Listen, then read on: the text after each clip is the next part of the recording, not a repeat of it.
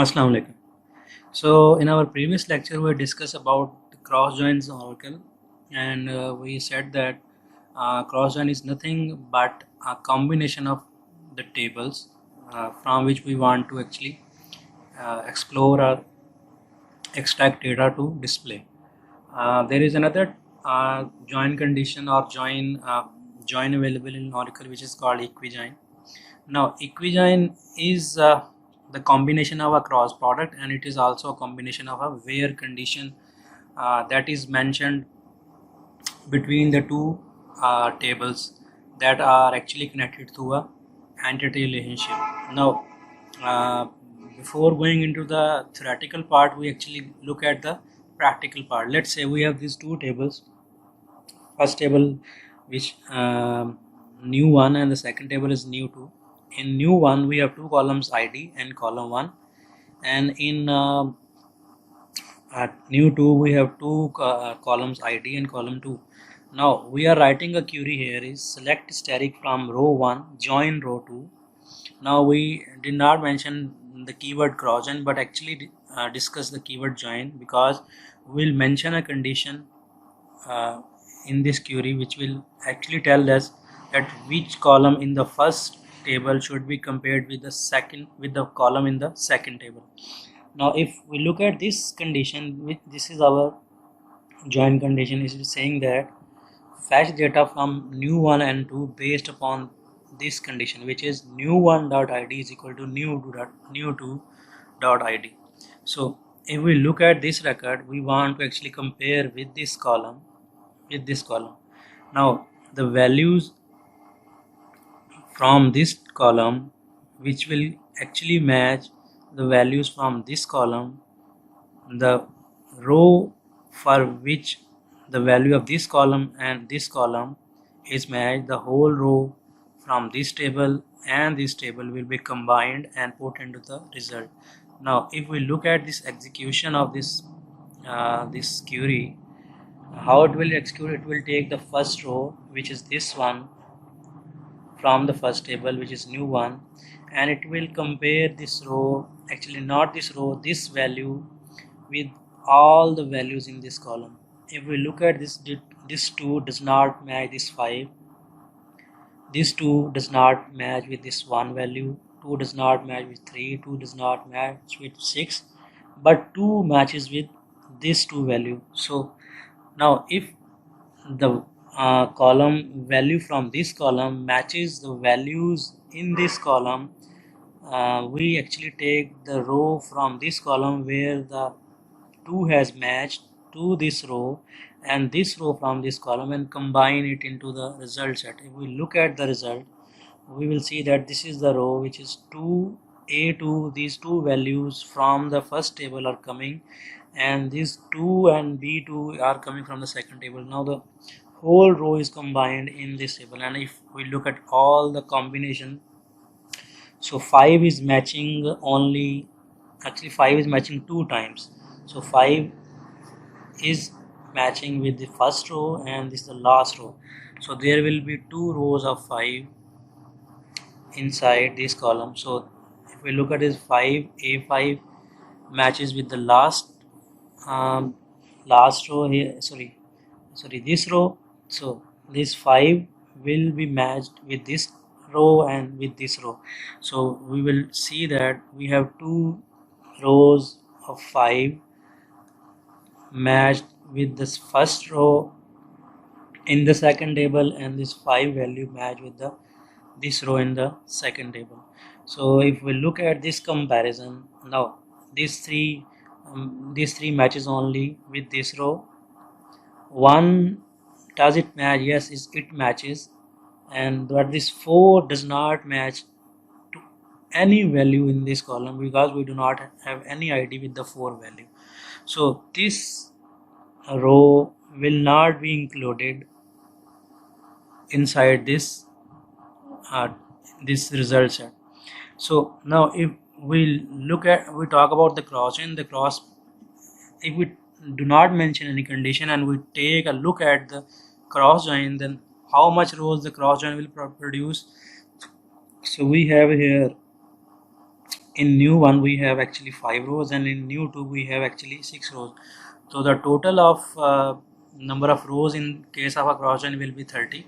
But in case of a equijoin, where we have mentioned a condition on these two columns, id from the first table new one and id from the two table and table new two, the result set have only actually 5 rows, because only 5 rows actually matches. But in these 5 rows, 5 is coming 2 times inside this, that's why the number of rows in the result table are 5. 4 does not match to any of these values, so 4 is not included in the result set. So this is how the equijoin in Oracle works. Now we actually take a practical example. We look at this table again, employee, and it has an important column at the end which is department ID. Now why department ID is here? Because if we look at the entity relationship between an employees and departments, so we can say that a department can have multiple employees, but an employee can only belong to a single department. So there is a one-to-many relationship between department and employees. That's why department ID key is coming as a foreign key in the employees table. Now if we take a look at the departments table, we have department ID, department name, manager ID, and the location ID. So if we want to show no, we have in employees, we have employee ID available, and we have the department's ID available, but we do not have department name available in the employees column. And if we want to see that employees and their department names, we have to actually join these two tables based upon the department ID. Because if we look at this first employee, it has a department ID of 90, so we have to show the department name for this employee which has a department ID of 90. We have to show the name of that department that has an ID of 90.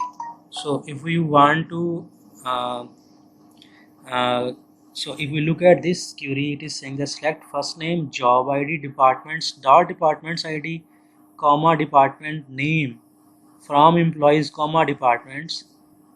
Now if we see that the first name, job ID, they are coming from employees table, and this department ID and department name are coming from department table. So that's why we need a join condition. We actually mentioned that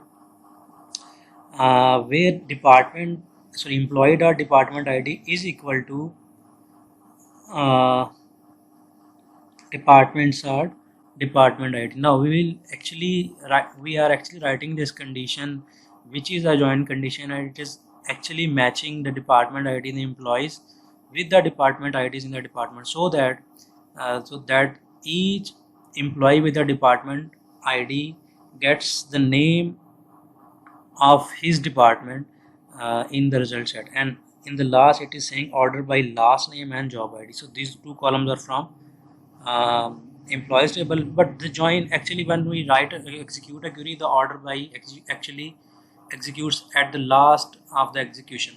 So after the result has been drawn from the database, order by then works, and it actually sorts the data based upon the columns we have provided. So the result will be here. Now alien. So if we look at this upper example, now if we take a look at this employee, now how this where condition work, when we have two tables, employees and departments, and we have a joint condition that please select all the rows, please select all the rows from employees and departments and combine them where the employees dot department ID matches the department ID of the department. So how execution works, we take this employee 100 and with the department ID of 990, we take the first row and compare it with all the rows in this table. And now the employee who has employee ID of 100 and department ID of 90, does the department ID in the employees table, which is 90, does it match with this 10 value, which is the department ID department? No, it does not. it does not match this, it only matches with this value. So the first employee will be compared to all the department IDs in the department, but only it will only match with this row which has a department ID of 19. So in the result set, we will have only one row combined from the employees table and the row from this table, which is this. So if we get the result, so result, sorry, not this, sorry, only this, or actually only this row, this part of the row will be combined with the first row of the employees which has a department ID of 19. Now if we again look at the execution, the first row is being compared to all the departments in the departments table, but only we get the single result from this first comparison. Actually, not, this is not the first comparison. Similarly, we will take all the employees and we will match all the department IDs of the all the employees with all the departments of the in department table, where the department ID of the employee will match the department ID in the department table. These rows combined will be gone to the result set. When the result set has come from the database, we can actually select the data, actually select the column from all the result set, from the result sets. We omit, actually we take first name from the result set, job ID, department ID, and we take the department name, and after that we actually order them based upon the last name and job ID. Now we see that these two columns are not available in the projection list or in the select list. So how it will actually order sort this column? Now we know that all the columns are available in the result set, but actually we are showing some columns in the actually we are taking some columns from the result and showing it to the user, but these two columns are all also available in the result set. We actually can order our data based upon these values, because all these columns are available in the result set. So if we look at this, we actually take a look at the, so it means it is saying that these two persons are working in the sales department, these two persons are working at the shipping department, this person is working at the sales department, and similarly you can you can see that there are multiple people who are working in sales, who are working in IT and other departments. We can also order this, actually sort this data based upon our department name also. So we can see all the departments in a ascending order or in a descending order. So we can actually use we talked about a where condition along with the cross join condition. In the case of equijoin, we actually also can also mention the join condition, and also we can also mention different logical operators inside a query. So if we take a look at this example again, now we have first take a look at these two tables. We have a location table and we have a department table. Now location ID is being actually used as a foreign key here. It means that a location, at a single location there can be multiple departments, but a department actually belong to a single location. That's why it is a one-to-many relationship between locations and departments. So that's why the foreign key is inside the departments table. So what is the query saying?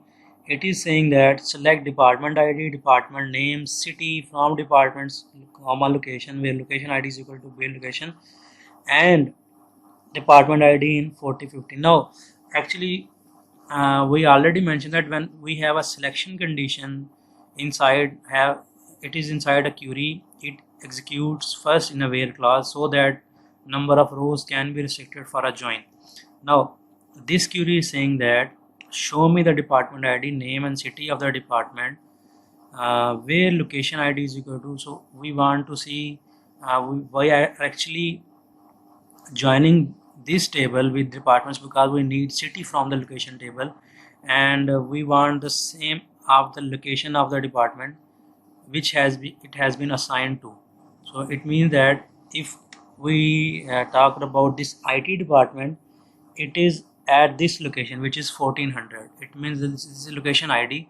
So we actually want to see the department name, actually location of the IT department, actually the city of the department of IT where it. So if we look at the 1400 ID, we will see that its street address, its postal code, and the city is South Lake.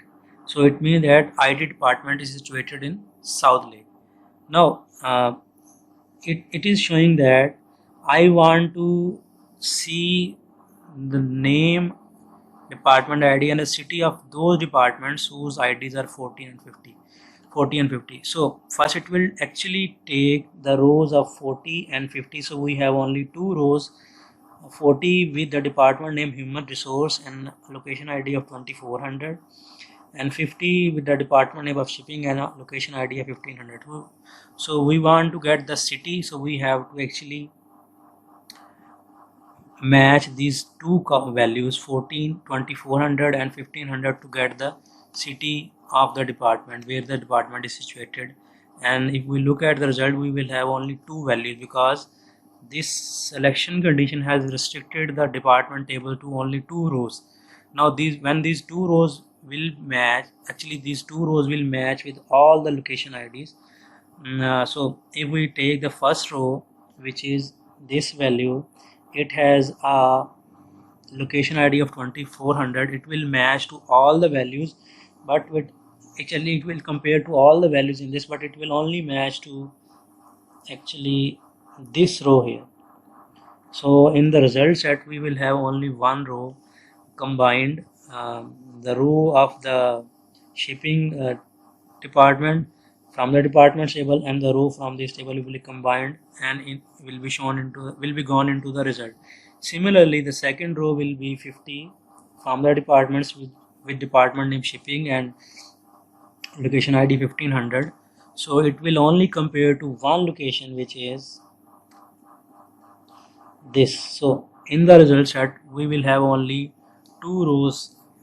Now from these two rows where we want to only get the department ID, department name, and the city, so we'll get that, and in the result set actually the result we get from the result set is shown in the example below. So equijoins or a join between multiple tables can be executed if we actually follow the rule of the thumb of the join, which is if we have n tables to join, we have to actually mention what n minus 1 actually join conditions. If we do not mention n minus 1 join condition, suppose we have three tables, we need two join condition. If we do not write any, actually if we write only one condition in that case, we will get duplicate results in that case. So this is all about equijoins.